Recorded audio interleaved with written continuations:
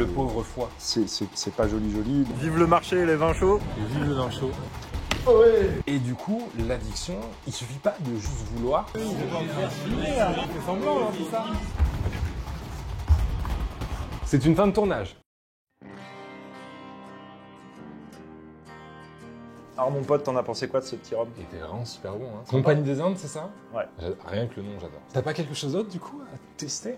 Bah justement, j'avais envie de te proposer d'en goûter un autre. On était en Jamaïque, je te rose aller Où en est-ce qu'on va? Martinique. En Martinique. En Martinique. On est sur un truc un peu plus sur la canne. En plus, je crois que ça s'est bien entendu au micro. Quelle meilleure manière de commencer une vidéo. Bonjour à tous, yes, bonjour à tous. Du coup, on est sur la chaîne aujourd'hui avec Raphaël, Raph, de la chaîne Blablaro au labo. Tu fais des vidéos, du coup, sur la chimie, où tu vulgarises la chimie. Selon le temps que vous avez, soit vous voulez un gros épisode de chimie, soit une petite pastille, et ça fait toujours plaisir. Bah merci beaucoup et surtout merci pour l'invitation. Et merci à toi. Bah attends, c'est toi qui m'invites. Et aujourd'hui, on va continuer. Pourquoi tu me resserres? On va continuer la vidéo qu'on avait commencé ensemble sur ta chaîne. Allez voir la vidéo. C'est-à-dire que dans la vidéo précédente, on a expliqué en détail ce qui se passait dans l'organisme, donc dans le foie, dans le cerveau, lorsque vous consommez de l'alcool sur une prise unique, donc vous faites une soirée avec vos potes. Et là, avec Terence, on avait envie, et on va sur sa chaîne pour voir maintenant quand cette consommation d'alcool est répétée dans le temps, tous les soirs, toutes les semaines, tous les mois. Quelles vont être les adaptations que le corps va trouver, comment va évoluer le cerveau, le foie, en réponse à cette consommation chronique d'alcool. Alors déjà,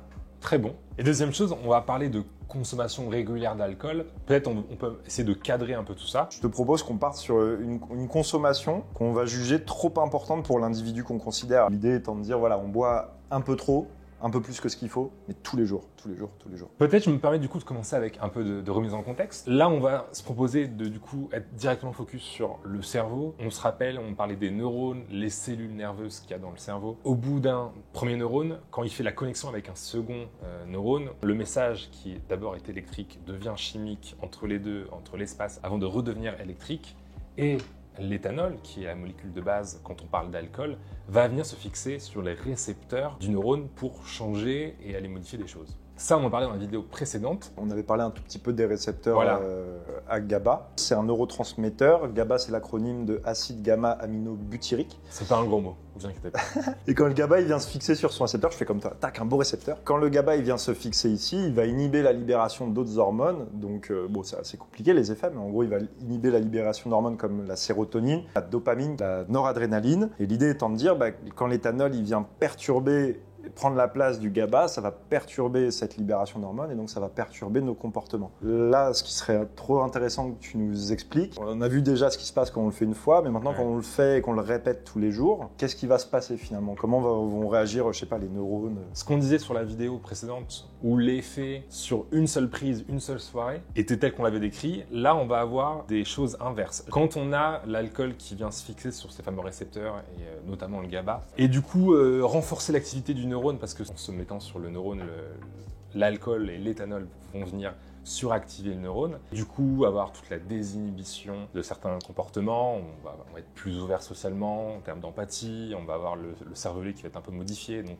le sens de l'équilibre va être un peu différent. Ça, c'est ce qui se passe à l'échelle d'une seule soirée. Maintenant, si on passe à l'échelle de soirées qui s'enchaînent, l'effet va être contraire parce que à force de suractiver encore et encore, le neurone va se dire bon, c'est en train de surchauffer, il se passe trop de choses. Il faut que je rétro-contrôle. Rétro-contrôle, ça veut dire que les récepteurs qui vont être à la surface, dont GABA, il va se passer trois choses. Soit les récepteurs sont internalisés à l'intérieur du neurone et du coup, ils vont plus du tout être accessibles pour la molécule. Ils se planquent en quelque sorte. Ouais, on les réencapsule et ils sont à l'intérieur. Soit ils vont être inactivés, donc ils restent à la surface, mais ils sont mis off. Voilà, on le on-off. Ou alors, les nouveaux qui attendaient à l'intérieur pour après être acheminés et les remplacer, eh ben, ils vont juste ne jamais venir à la surface et ne plus venir remplacer. Donc on a moins de récepteurs au fur et à mesure. Donc là, suivez bien ce qui va se passer. Plus en plus, on va avoir d'éthanol qui va venir sur les récepteurs. De plus en plus, les récepteurs vont être internalisés ou non fonctionnels. Donc pour avoir le même effet, on aura encore besoin de beaucoup plus de la même molécule. Donc on va encore beaucoup plus internaliser. Et là, vous comprenez, on arrive dans un cercle vicieux qui va mener plus tard à l'addiction, où pour avoir la même prise, le même effet, on a besoin de beaucoup plus de molécules. C'est un piège pour le cerveau. Et donc là, on rentre dans l'accoutumance, on est dans cette Exactement. phase-là. Et là, ce que tu nous dis, c'est que ça, même en une semaine, on picole tous les soirs, en une semaine, tu as déjà ce truc-là. Mais du coup, dans le cas que tu nous dis, on a une sorte d'adaptation physiologique dans le cerveau, mais qui est plutôt négative en fait. C'est pas une adaptation qu'on souhaite. En tout cas, ouais, c'est ça. Elle est contraire à ce qu'on souhaitait avoir sur une seule prise. Et vous comprenez bien que ce qu'on arrivait à déclencher avec une seule prise, donc l'ouverture aux autres personnes, à l'empathie, etc., ben là, si on a de moins en moins de récepteurs qui vont être disponibles, on aura de moins en moins cet effet-là. On aura des personnes qui, au fur et à mesure, à l'échelle du mois, de l'année et des dizaines d'années, vont avoir leur empathie et leur aisance sociale qui va totalement, drastiquement être réduite. Par rapport à ce qu'on a dit, donc le corps il va trouver des adaptations et on va voir, j'en parlerai un peu plus tard parce que je pense que dans le cas du métabolisme de l'éthanol, les adaptations se font en plus d'une semaine. Mais il se trouve qu'effectivement, il va y avoir aussi des adaptations métaboliques, c'est-à-dire que les gens qui boivent régulièrement, au bout d'un certain stade, vont se mettre à travailler sur une autre manière d'oxyder l'alcool. Et bref, j'en parle un tout petit peu plus loin. Et donc, si maintenant, Terence, mettons qu'au bout d'une semaine, on a l'internalisation des récepteurs. Et si maintenant, on pousse le vice à 1 mois, 2 mois, 3 mois. Ouais, alors spoiler, ça va être de pire en pire. Déjà, je me permets de résumer le passage de 1 semaine à 1 mois. Il faut décorréler, désynchroniser ce qu'on appelle le liking, donc le fait d'aimer prendre une molécule, du wanting, le fait de vouloir une molécule. C'est deux logiciels cognitifs qui sont différents dans le cerveau. Et donc du coup, si vous comprenez bien que si on a des récepteurs qui sont de moins en moins fonctionnels, le plaisir qu'on aura sur le moment donné, lui, il va être quasiment constant, voire de plus en plus faible. Alors que l'envie, elle va être de plus en plus grande. Et donc du coup, on va avoir totalement un déséquilibre entre l'envie de prendre, qui va devenir plus tard l'addiction, avec le réel plaisir qui, lui, n'est existant qu'à l'échelle d'une seule soirée. Qu'est-ce qui va se passer si on pousse à 1 mois, 2 mois, 3 mois? Est-ce qu'on va continuer juste d'accentuer cet effet ou est-ce qu'il se passe à un moment donné autre chose? Les effets négatifs, c'est que cette molécule-là, l'éthanol, dans le cerveau, à force de surréactiver, on va avoir ce qu'on pourrait résumer à une sorte de surchauffe, comme la surchauffe actuelle d'ailleurs, de Raphaël. Je commence à avoir bien chaud là. Pour notre corps, quand une cellule surchauffe trop, il préfère la tuer, déclencher le suicide de cette cellule. On parle d'apoptose, qui est le terme scientifique. Il faut mieux avoir une cellule qui est morte et qui est dégagée, qui est remplacée, nettoyée, qu'une cellule qui dysfonctionne, mais qui reste dans l'organisme. Parce qu'une cellule qui dysfonctionne, c'est une cellule qui va peut-être aller dysfonctionner d'autres cellules et qui va peut-être induire des tumeurs, des dérèglements, etc. Et ces neurones, voilà. On peut les récupérer ou pas? Et voilà. Et bah, non. On lui dit ciao à jamais. Voilà, c'est pas 10 de retrouver, hein, surtout. Non, un neurone perdu, c'est un neurone perdu à vie. On n'a pas encore la technologie ou la biomédecine pour ça. Sachant que là, on n'est qu'à 1 mois. Qu'est-ce qui se passe aussi dans d'autres parties du corps, notamment dans le foie? Alors là, le pauvre foie. C'est pas joli. Donc le foie, je rappelle quand même que c'est un organe. Alors c'est vrai que c'est pas l'organe le plus noble, hein. On pense au cerveau, au cœur, mais le foie, il est quand même responsable d'au moins 300 fonctions vitales. C'est le champion de la détoxification, c'est-à-dire quand vous prenez des molécules justement considérées comme des poisons par le corps, comme des médicaments ou de l'alcool, c'est lui qui doit détoxifier. Avant d'en parler, je fais un petit rappel sur la vidéo d'avant, désolé pour ceux qui l'ont vu, sur le métabolisme de l'éthanol, mais je vais le faire rapidement. En fait, l'éthanol, quand il arrive dans le foie, sous l'action d'une enzyme qu'on appelle alcool déshydrogénase, il va être oxydé en éthanal. L'éthanal est très toxique, donc on souhaite absolument pas. Ça rigole pas l'éthanal. Donc en général, on ne veut pas l'accumuler. Ce qui fait que l'éthanal, il va être à son tour oxydé en éthanoate. Et puis cet éthanoate, plus loin, va être converti en une molécule très importante qu'on appelle l'acétylcoenzyme A. Et cet acétylcoenzyme A, ensuite, sera converti en dioxyde de carbone et en eau. L'éthanal, tant qu'on ne boit pas trop, le corps arrive à le gérer. Quand on commence à avoir des prises d'alcool importantes, l'éthanol se convertit en éthanal, mais on n'arrive plus à convertir suffisamment vite l'éthanal. Donc on accumule du composé toxique. Et maintenant, qu'est-ce qui va être modifié quand on prend une personne qui consomme régulièrement, c'est qu'il y a une autre voie de passage. L'éthanol, il peut aussi être oxydé en éthanal par une deuxième voie d'oxydation qu'on appelle le système MEOS, système microsomial d'oxydation de l'éthanol. Chez les consommateurs très réguliers d'alcool, cette voie va être de plus en plus utilisée. Si bien qu'au total, ils vont métaboliser plus vite l'éthanol en éthanal. Le problème, c'est que du coup, ils vont passer plus vite de l'éthanol à l'éthanal très toxique, mais ils ne vont pas passer plus vite pour autant de l'éthanal très toxique aux composés qui le sont moins. Ça fait qu'on va accumuler plus d'éthanal, et donc finalement, de ce point de vue-là aussi, c'est-à-dire on a vu avec toi que du point de vue du cerveau, l'accoutumance et l'habitude à à la consommation éthanol, c'était déjà pas terrible. On voit qu'au niveau du foie, ça ne l'est pas non plus, parce qu'en fait, on a une plus grande capacité déjà à consommer de l'alcool parce qu'on tient mieux, parce qu'on est accoutumé, et on a une plus grande capacité à accumuler le métabolite toxique de l'éthanol, qui est l'éthanal. Et ensuite, il y a un deuxième souci. Je vous ai parlé de l'acétylcoenzyme A, c'est-à-dire qu'une fois qu'on a fait cette transformation éthanol, éthanal, éthanoate, acétylcoenzyme A. L'acétylcoenzyme A, c'est la molécule qui est au carrefour du métabolisme énergétique. Donc les sucres et les graisses que vous mangez doivent passer par l'acétylcoenzyme A. Et finalement, le fait d'accumuler de l'acétylcoenzyme A à cause de l'éthanol fait que finalement les sucres et les graisses vont faire quelque chose qu'on ne veut pas qu'ils fassent, être stockés dans le foie. Et à force de stocker du gras dans le foie, on va stocker du gras, faire ce qu'on appelle médicalement une stéatose, mais en fait c'est un foie gras. Et là, c'est pas vraiment une bonne nouvelle quand on sait que la graisse viscérale, c'est une des causes de mortalité un peu prématurée. Plus on a d'études, plus on se rend compte en fait que c'est vraiment un indicateur de très mauvaise santé. Ouais, ce que vous mangez à Noël, voilà, ça se retrouve là, maintenant. C'est le vôtre. Hein. Après voilà, faut garder l'idée que tant qu'on est dans des consommations modérées, ça va. Qu'il y a une certaine réversibilité. Le foie, c'est aussi le champion c'est un phénix, hein, il se régénère, mais attention, il se régénère quand on arrête la prise d'alcool et ça prend plusieurs mois. Et il se régénère que jusqu'à un certain point. Ah oui, parce que là, c'est que le niveau 1, c'est ça que tu veux dire. Là, on est au niveau 1. Donc, après, on est au niveau où c'est pas terrible, mais on peut encore rétro-pédaler, on peut encore reprendre le contrôle. En tout cas, la phrase « le foie est un phénix », j'ai adoré. Paul, on arrive. Où est-ce qu'on en est? Là, je pense qu'on va passer à l'échelle de l'année. Comment on sait si on est tombé dans l'addiction? Une question que je me pose, c'est est-ce qu'on a une différence entre la dépendance et l'addiction, ou est-ce que c'est deux mots qui veulent dire la même chose? En effet, on parle souvent d'addiction a posteriori, dans le sens où on regarde l'année qui vient de s'écouler. Notamment, c'est comme ça que l'OMS, l'Organisation mondiale de la santé, le définit. On a une liste de critères. Il faut avoir, à minima, dans l'année qui vient de s'écouler, l'existence de 3 de ces critères, parmi les 6 que j'ai justement cités.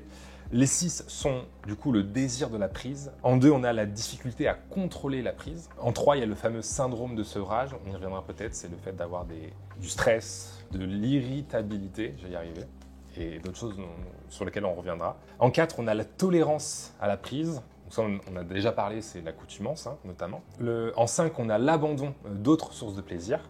Donc on abandonne peut-être le sport ou des choses comme ça au détriment. Et en 6, la consommation malgré des effets négatifs. La différence maintenant avec la dépendance qui n'est pas la même chose. L'addiction est vraiment définie en amont de la prise de la molécule. L'addiction, c'est avoir envie de prendre cet alcool-là, peu importe les effets négatifs qu'il pourrait y avoir autour. Le fait d'être stressé, le fait d'arriver à moins travailler, le fait d'arriver à moins être social, etc. Peu importe ça, j'ai envie de prendre l'alcool. Ça, c'est ce qui définit l'addiction. On est prêt à s'autodétruire pour continuer de consommer. Quelque part, ouais. Donc c'est bien en amont de prendre la molécule. Et on est bien sur la motivation. Et on revient sur la dopamine qu'on avait citée dans la première vidéo. Alors que la dépendance, elle est située après la prise. C'est après la prise, quand on va avoir les niveaux d'alcool qui vont baisser dans le corps, on va du coup avoir les syndromes de sevrage qui sont être stressé, être irritable, être quasiment dans la dépression pour les stades assez avancés.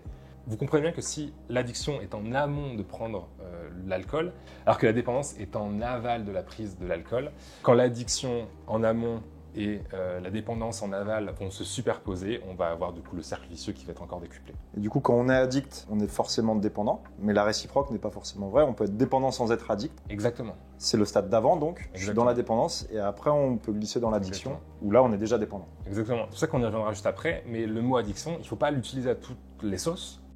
Alors on en était on a allumé la lumière et on a remis du feu, et maintenant on peut reprendre du coup. Voilà. Yes. Quand tu es dans l'addiction, d'où ça vient l'envie, cette envie irrépressible? Pourquoi, malgré les conséquences négatives, on a cette envie, cette motivation, ce côté quasiment automatique qui vient? En vrai, c'est sûrement une des grandes questions, parce que si on comprend ça derrière, on peut essayer de comprendre comment contrôler l'addiction. Vu qu'on parlait du décalage entre le wanting, le vouloir faire quelque chose, et le liking, donc le aimer faire quelque chose quand on a la molécule, ce décalage-là, il est lié à la dopamine, cette fameuse molécule qu'on redit encore une fois. La dopamine qui fait partie du circuit de la motivation. Ce circuit de la motivation est hyper important parce que la dopamine se libère avant qu'on prenne l'alcool et qu'on ait le plaisir de prendre l'alcool. Donc en fait, la dopamine, elle se libère dès que je vois la bouteille, dès que je vois le verre, ou dès que tu cites un mot, dès qu'il y a une ambiance, dès qu'il y a une odeur, voilà. Donc ça, c'est le wanting. C'est le wanting, ce que tu disais tout à l'heure. Exactement. C'est le circuit de la motivation, c'est celui qui est lié à la libération de la dopamine. Pourquoi la dopamine est apparue dans l'évolution? C'est pour ça, c'est pour que nos cerveaux de mammifères, etc., puissent avoir la motivation de faire quelque chose avant même d'avoir ce quelque chose. La motivation de manger, la motivation de se Exactement. reproduire, etc. Exactement. Qu'on a montré que la dopamine, la libération de la dopamine était dépendante de la récompense. Plus la récompense est grande, plus on va libérer de dopamine. Par contre, la libération de dopamine n'est pas dépendante de l'effort à faire. C'est-à-dire que pour la bouteille qui est devant moi, juste ici, là, peu importe que j'ai juste à la choper et me servir, ou que avant j'ai besoin de grimper une échelle, etc. pour avoir ça, peu importe l'effort qu'il faut, j'aurai la même libération de dopamine. Ce qui fait que dans le cadre de l'addiction, vu que la prise elle est très facile, il y a juste à ouvrir une bouteille et à se servir, vu que l'effort il est très minime, mais que la récompense elle est très grande, le pic de dopamine est très puissant. Donc ça c'est vraiment le côté très psychologique. Ok. Et du coup, il y a une question. Bon, moi, j'ai déjà mon avis clairement sur la question, mais je vais quand même te la poser. Je pense que beaucoup de gens se la posent et qu'il y a beaucoup d'incompréhension là-dessus. C'est quelqu'un qui est réellement addict. Dans quelle mesure il peut contrôler son addiction et contrôler sa consommation? Là, c'est vraiment une des questions les plus importantes et intéressantes de la vidéo. On ne peut pas choisir par la pensée, par la motivation, par juste le vouloir, La volonté, ouais. la volonté, d'arrêter une addiction. Puisque l'addiction est une réalité biologique, biochimique, matérielle, etc., c'est pathologique par définition. On a vraiment une rupture de mécanismes. On peut prendre du coup la métaphore pour mieux comprendre, c'est quand vous avez une fracture du tibia et que vous avez envie de courir, il ne suffit pas d'avoir la volonté de courir pour courir. Si vous avez le tibia qui est cassé, vous avez l'image en tête, ça va être dégueulasse. Ce qui se passe dans le cerveau, c'est la même chose. On a une rupture de certains mécanismes, peut-être de circuits qui ne fonctionnent plus très bien. On parle d'atrophie dans le pire des cas, donc la matière cérébrale est totalement en train d'être perdue, notamment avec la mort cellulaire. Et du coup, l'addiction, avec cette réalité-là, il ne suffit pas de juste vouloir pour le faire. Il y a vraiment une étape en plus qui est d'être pris en charge, et peut-être là on peut en parler aussi, de cette prise en charge qui est importante. Ne prenons pas à la légère l'addiction, dans le sens où il ne suffit pas d'arrêter par la volonté pour arrêter. Et c'est la même chose pour les d'autres drogues, hein, notamment pour la cigarette. Oui, c'est vrai que la clope, tu es dans l'addiction. Après, c'est quand on va à des stades très avancés. Oui, quand on parle de stades très avancés, bien sûr. Très avancé d'addiction, on est effectivement dans des cas où on est obligé de solliciter une aide extérieure. Et bon, malheureusement, même si voilà, on n'est pas là pour parler de ça ici, mais moi j'ai une de mes personnes qui était une des personnes qui m'étaient les plus chères au monde, qui était dans une addiction profonde et pathologique, comme tu le dis. Et effectivement, dans ce cas-là, il n'existe aucun autre moyen que d'aller chercher de l'aide à l'extérieur. Après, encore faut-il pouvoir aller chercher de l'aide avec des personnes compétentes, parce que malheureusement, dans ce cas-là, nous, c'est ce qui est arrivé. Il a été demandé de l'aide à des médecins, addictologues, qui en fait n'ont pas fait un effort, à mon avis, de diagnostic suffisant, ont fermé la porte au nez, et du coup, un petit peu plus tard, il est décédé. Ça ne veut pas dire que les médecins et les addictologues ne sont pas compétents, ça veut juste dire que comme dans toute profession, vous pouvez tomber sur des gens compétents, et vous pouvez tomber sur des gens qui vont vous laisser mourir, et donc trouver les personnes compétentes, et si elles ne sont pas ici, il faut aller les chercher là-bas, et malheureusement, c'est tragique, parce que c'est une addiction, quand c'est au stade poussé où on l'a dit, c'est effectivement quelque chose qui est de très grave, que vous ne pouvez pas contrôler seul. Ouais, le message est super important.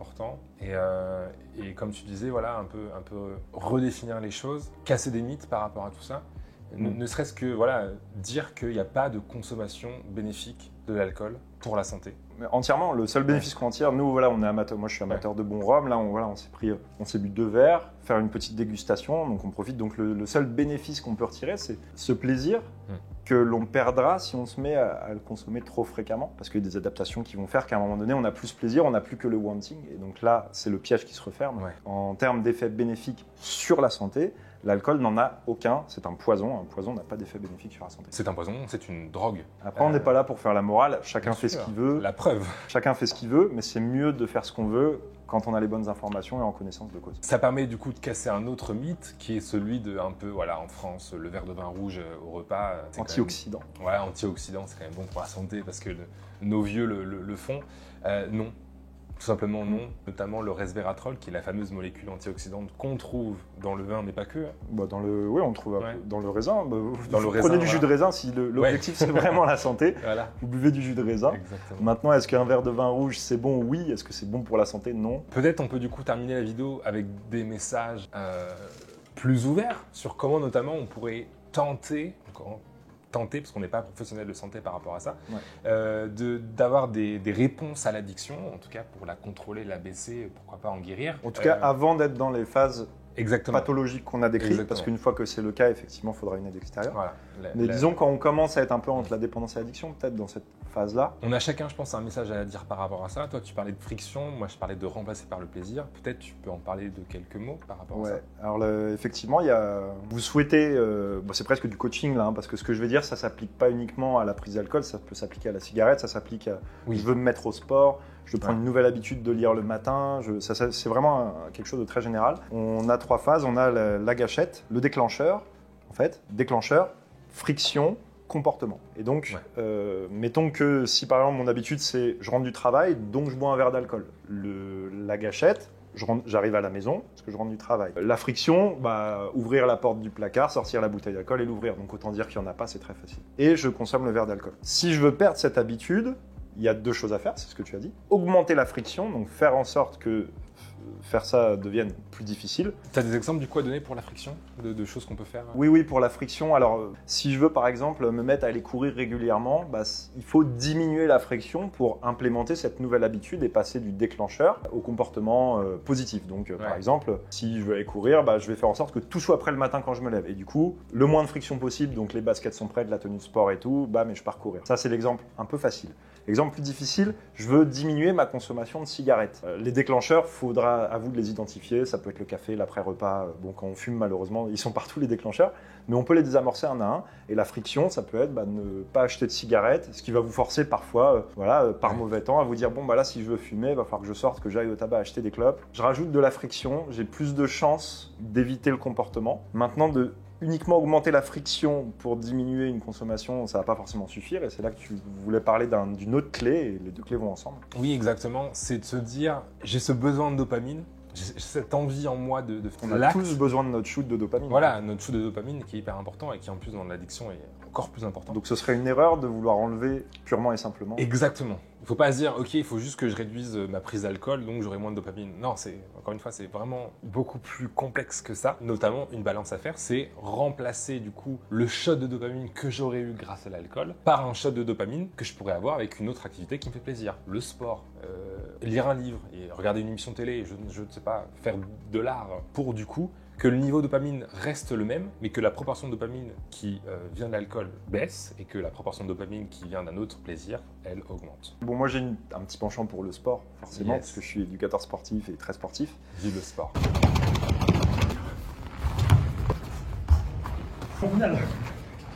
Parce que le sport, comme effectivement, il va remplacer, comme tu l'as dit, la source de plaisir. Ouais. Mais en plus, les consommations d'alcool, de drogue et de fumée vont avoir des effets négatifs sur la pratique sportive, ce qui va créer une source de motivation supplémentaire à diminuer la consommation. Donc c'est pour ça que souvent dans les programmes pour aider les gens à mieux manger, à moins fumer ou à moins boire, on utilise le sport. C'est aussi pour cette raison-là, c'est qu'il y a un peu un double effet en quelque sorte. Tout ça, à cause de ça, encore une fois, je le rappelle. En tout cas, l'infiniment petit, que ce soit en biologie ou en chimie, peut avoir des impacts aussi importants sur notre vie de tous les jours et notre société. Avec juste quelques atomes, en fait. Une molécule à quelques atomes peut nous soumettre notre quotidien à un enfer. De même qu'elle peut le rendre agréable on est capable de contrôler la prise. Hein. C'est ce qu'on est en train de faire là. D'ailleurs, on se fait une petite dégustation, on ne va pas dans les excès. Ou pas Tu déconnes, mec.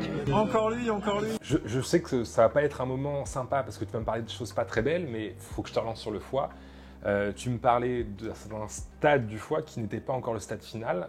Qu'est-ce qui se passe après? On a parlé du foie gras, de la stéatose. Et en fait, si on continue de consommer de manière intensive de l'alcool, on va aller vers une fibrose, puis une cirrhose. Et donc il y a 3 niveaux. Ouais, il y a 3 niveaux, on pourrait peut-être en définir plus. Ce qui est important de comprendre, on pourrait dire qu'au début, on est dans un stade où c'est réversible avec la stéatose, et là où la cirrhose, on est dans un stade de lésion du foie qui est irréversible. Et en gros, pour une cirrhose avancée, vous avez 2 choix, hein, c'est la mort ou la transplantation. Donc c'est pas vraiment joli à voir. Yes. Il y a 2 stades à retenir, le stade où les lésions vont être plutôt réversible et où effectivement il peut se régénérer, comme on l'a dit tout à l'heure. Donc on est au stade du foie gras, on y est encore à peu près, et quand on arrive vers un stade avec beaucoup plus de lésions, avec une cirrhose, là on rentre clairement dans la phase où c'est irréversible, et sur une cirrhose avancée, on n'a que 2 options, la transplantation ou la mort. Ouais, mais bon, c'était pas un sujet léger, mais en tout cas je pense que c'est important d'en parler. Scientifiquement il est passionnant, socialement il est intéressant, après quand vous le vivez ou que vos proches le vivent, effectivement il est dramatique, donc voilà. Faites attention à vous. Bonne année. À la vôtre. Ah oui, bonne année, parce que c'est la période de... Ils vont tous faire des foie gras. C'est une fin de tournage. Excellent. Allez.